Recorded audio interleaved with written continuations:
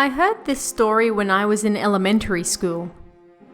My sister heard it from one of her friends, and that friend heard it from her older brother. The older brother's friend had a dream. In that dream, he saw an old lady. The old lady was looking around restlessly for something. "What are you looking for?" he asked. "My eyes," she said. They looked for them together, but they didn't find them. The next day, the boy lost his eyesight. The older brother who heard the story was surprised. That night, he also dreamt about the old woman. The older brother approached her, and as expected, she was looking for her eyes. He helped her to look, and finally, they found them. When the older brother woke up, nothing happened. Neither my sister, nor my sister's friend, dreamt of the old lady. Neither have I. But, if you happen to come across an old lady in your dreams who is looking for something, make sure you find it. Otherwise, she might happen to take it from you. Even if that's your own life.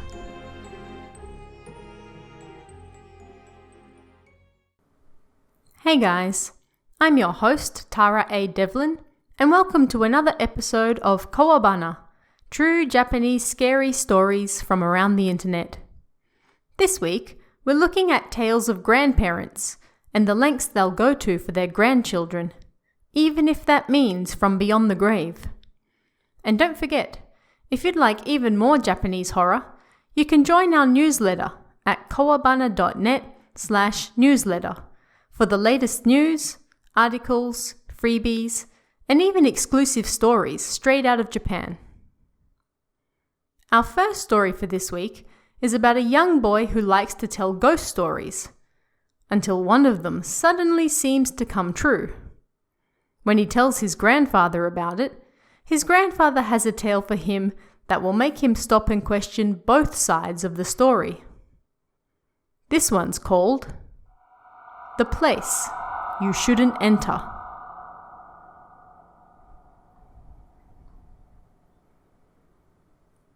When I was a kid, I loved telling scary stories to my friends and family.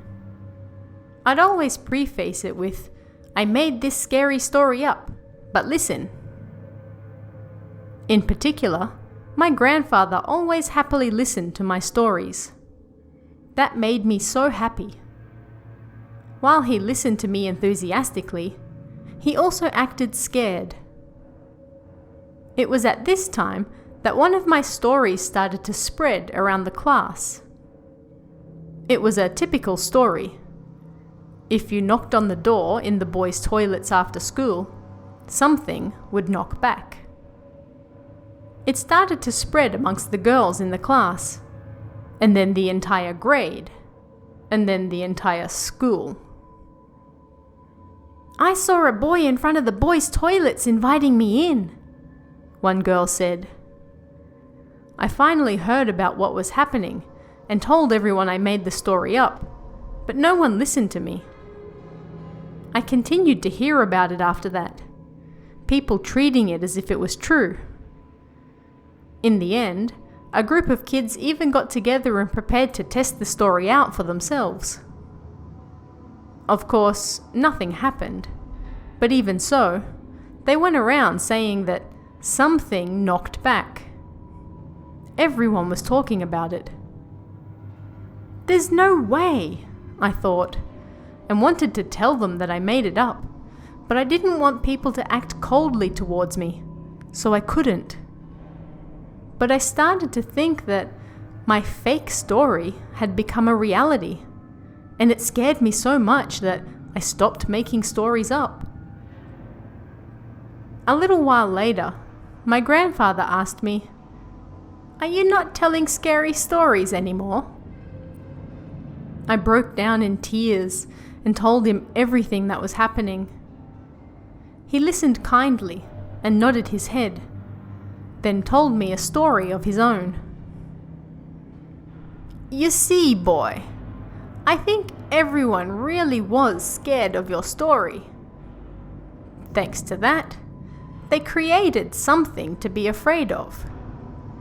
It's fine to make up scary stories, but once it starts to spread and change, it becomes something even more dangerous. Then, one day, that thing that we cannot see takes form and appears for real. Or perhaps not the thing we can't see, but what's in our hearts. Fear is a constant in both men and beasts. Fear makes us see things we don't normally see. It's instinct. That's why you shouldn't be embarrassed about it. Don't act tough, but be afraid. Then, whatever you do, don't approach it. If you do, something terrible will happen." Thinking my grandfather had experienced something similar himself, I asked him, "Did something scary happen to you?" Then, unexpectedly, my grandfather told me a scary story. "Long ago, I lived in a village in the mountains, far away from here. There, I went into the mountains to test my courage with a friend. I must have been in high school or so. There were lots of Jizzo statues on the ground, but my friend was there, so I wasn't scared.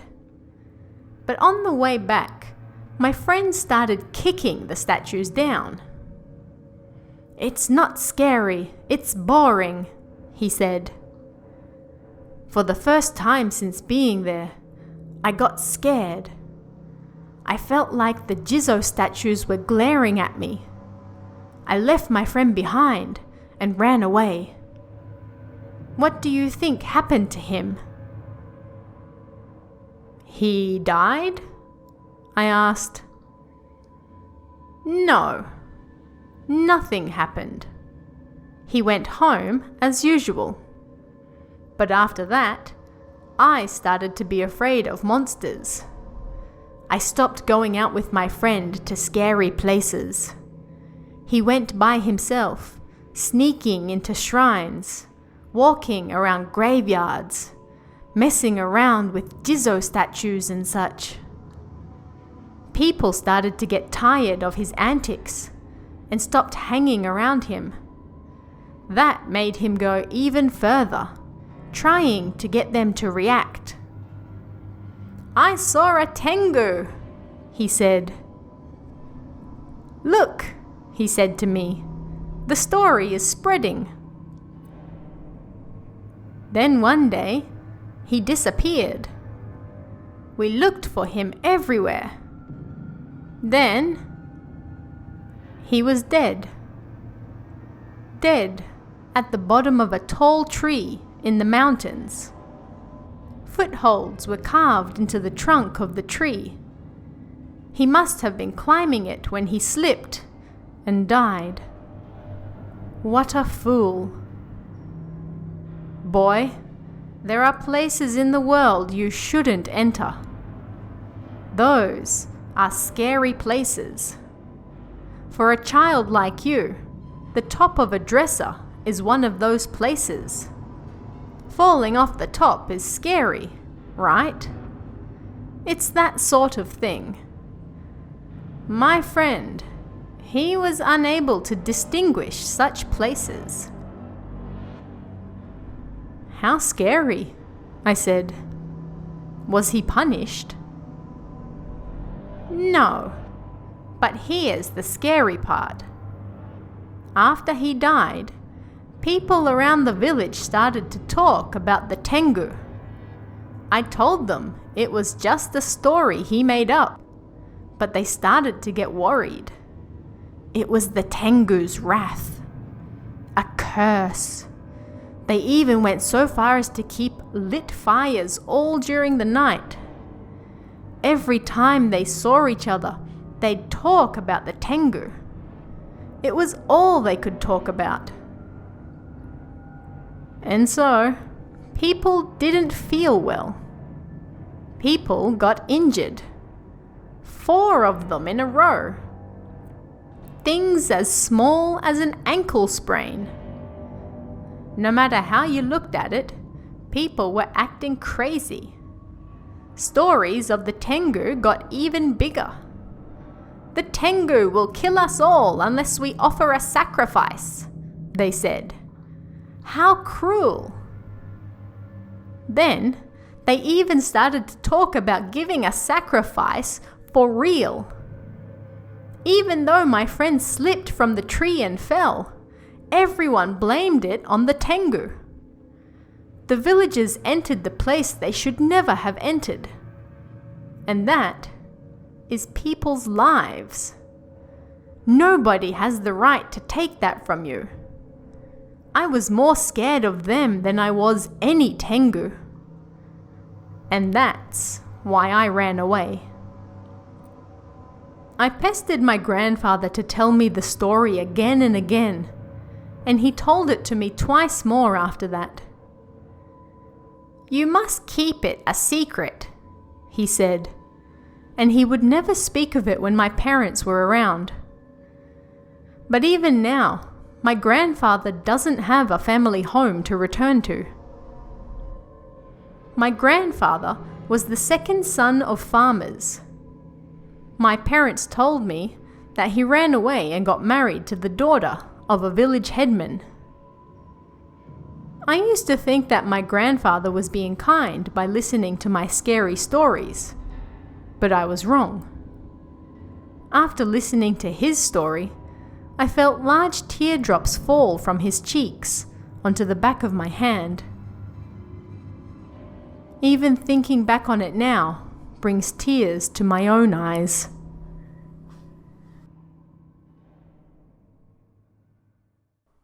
This next story is about a young boy who loses his grandmother at a young age.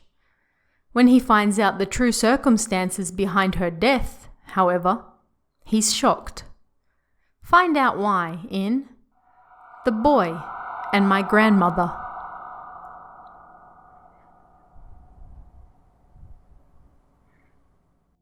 This year I'm turning 33, but this story takes place about 30 years ago, when I was going to kindergarten. In the past, a lot of temples used to manage kindergartens, and the place I went to was the same. Thinking back on it now, there was a crypt next to the playground, and beside that was an old graveyard. It was evening. I was outside playing alone. I think everyone else was inside, but for some reason, I was the only one outside. Other than a boy sitting on top of the jungle gym. He was wearing black shorts and a black coat with gold buttons. He didn't have any shoes. His head was shaved, and he looked to be an elementary school student, maybe 2 or 3 years older than I was at the time. He stared down at me from the top. I wasn't scared or surprised. All I remember was a feeling of extreme sadness. He silently descended from the top and then walked past the crypt towards the graveyard. I followed him. The graveyard was a common sight to me, being next to the kindergarten, and we often played hide and seek there, so it wasn't particularly scary. I followed him with my eyes, but even when I try to remember it now, I can't remember the scenery very well. The image of moss on a tiny grave, however, is still burned into my memory to this day.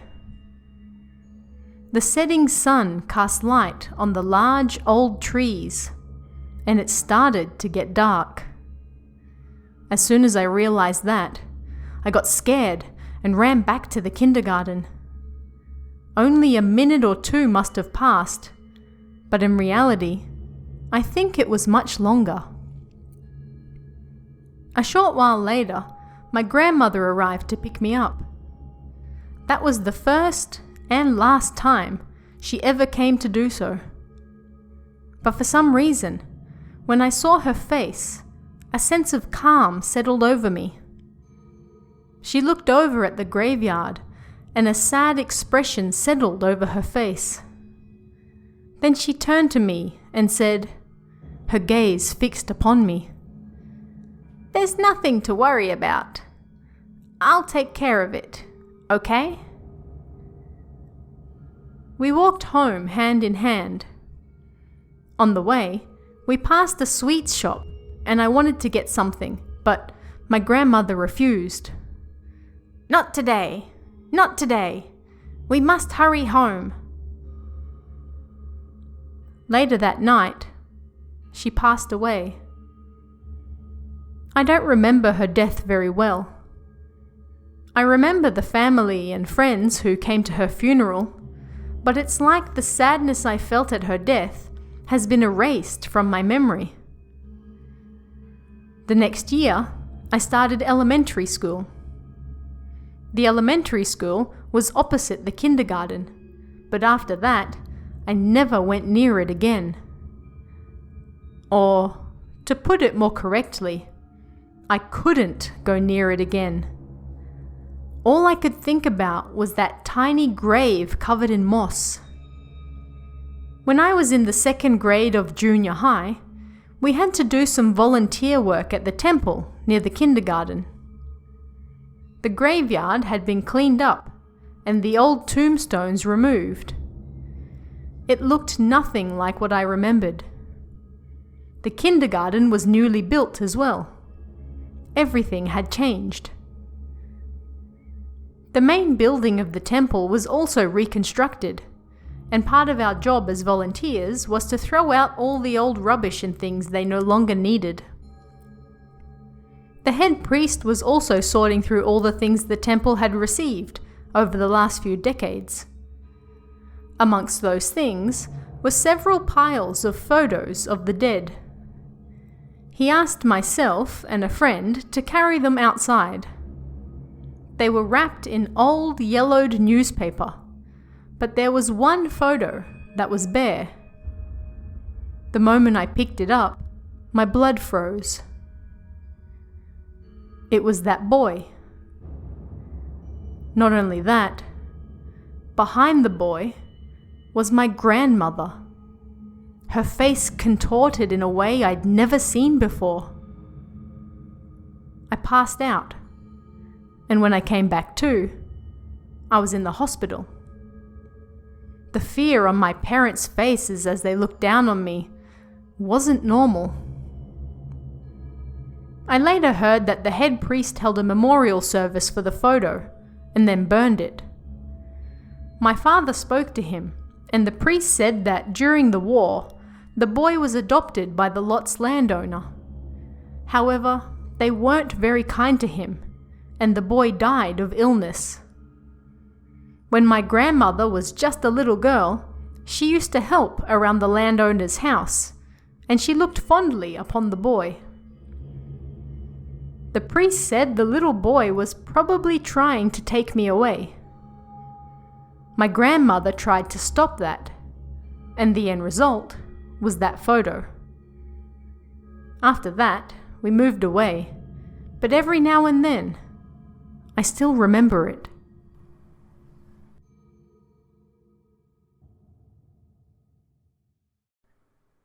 This next story is a warning to all who mistreat the elderly. While they might not be able to fight back during life, that doesn't mean they can't after death. This one's called Hearse.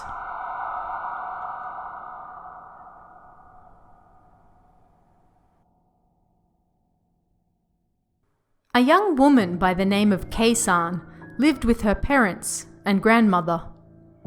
Her grandmother was once a picture of health, but in the last few years, she took ill and started to lose her wits. She continually complained to Kei-san's mother, who was looking after her, and spoke to her venomously. "You're just waiting for me to die, aren't you?" she repeated over and over, until that was exactly what everyone started to think. Their care for her became sloppy.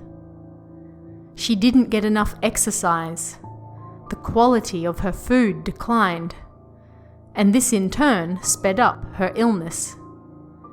She got weaker until she couldn't even get out of bed, couldn't even speak. All she could do was lie there on the bed and breathe. It was clear just by looking at her that she didn't have much longer left to live. Kei-san's room was on the second floor. One night, when she was asleep, she suddenly heard the sound of a car horn outside. Kei-san ignored it and went back to bed. But a short while later, she heard it again. It rang out, over and over, late into the night. Kei-san got angry at this lack of common sense and pulled the curtain back to look outside. Her blood ran cold. A large hearse was parked in front of her house. She couldn't tell if someone was inside, but the engine didn't appear to be running. It was quiet. Kei-san jumped back into bed and under the covers. After that, the noise stopped, and all fell silent. The next morning, Kei-san asked her parents whether they heard the car horn or not, but neither of them knew anything about it. There was no way they couldn't have heard it, with how loud it was. But her parents didn't appear to be lying, and she couldn't think of a reason why they would lie either. Perhaps the light of day was helping her see things more clearly herself, as well. Kei-san wondered if the hearse was there to pick up her grandmother. She couldn't think of any other reason. But her grandmother was fine, as usual. The hearse came again the next night, and the next night. Kei-san tried to ignore it, but strangely, it wouldn't stop honking its horn until Kei-san looked down from her second-floor window at it. Sleepless nights full of fear continued, and Kei-san herself feared she was going mad. On the 7th day, Kei-san's parents went to visit some relatives on an errand. To be honest, Kei-san wanted to go as well, but she couldn't yet bring herself to tell anybody why, and somebody had to stay behind to watch over her grandmother. Kei-san hadn't quite tipped over the edge yet, so her parents forcibly ordered her to stay, got in the car, and left. Kei-san tried to distract herself by watching the TV. Afraid of her grandmother's room, she refused to approach it, and when it was time to feed her lunch, she ignored that as well. Her parents told her they would be home around dinner, but when the time came and passed, there was no sign of their return. 9 p.m. ticked by, and then the clock struck midnight, the usual time for the hearse to arrive. There was not a single phone call from her parents as the night wore on, and then finally, she heard the horn. Kei-san was on the first floor, but she didn't want to see the hearse up close, so she ran to her second-floor window and looked down. And what exactly did she see? Usually the car was quiet, but this time, several people in black clothes stepped out. They stepped through the gate, and fear ran through Kei-san's body. Moments later, the doorbell downstairs rang. It continued ringing, over and over, without end. The ringing then changed to soft knocks, building to a deafening bang, bang, bang, bang. Kei-san no longer felt like she was alive. Oh no! Did I forget to lock the front door? She thought. The more she thought about it, the more she felt like she didn't lock the door. She bounded down the stairs towards the entrance, but the moment she hit the first floor, the downstairs phone started to ring. The banging continued. Kei-san froze on the spot. Covering both her ears and fighting the urge to call out, she picked up the receiver. Hello? Hello? Hello? Is this so-and-so's house? Unexpectedly, it was a man's tender voice. This is the police. I'd like you to listen carefully to what I have to say and try to keep calm. A short while ago, your parents were involved in a crash. Both passed away. Would you happen to be their daughter? Hello? Hello? Kei-san stood there dumbfounded, unable to move. Strangely, the loud banging on the front door had also stopped. Kei-san wondered if that hearse was actually there to pick up her parents and not her grandmother. Come to think of it, how was her grandmother doing? Something tapped on Kei-san's shoulder from behind. She turned around and saw her grandmother standing there, a large smile on her face. Don't worry. You're coming as well. And that brings us to the end of this week's episode. Want even more stories? Our Patreon offers not only early access to all episodes, but bonus stories during Kowabana's off weeks as well. It's because of our patron support that this show is able to run each fortnight. So if you'd like to show your support and get even more horror in return, you can do so at patreon.com/TaraADevlin. You can also follow us on Twitter, Facebook, and Instagram at TaraADevlin for more updates throughout the week. Thanks guys, and I'll see you again next time for even more Kowabana, true Japanese scary stories from around the internet. Want even more scary stories? Head over to kowabana.net for new translations every week. You can also join our Patreon for exclusive stories you won't find anywhere else. Head over to kowabana.net now.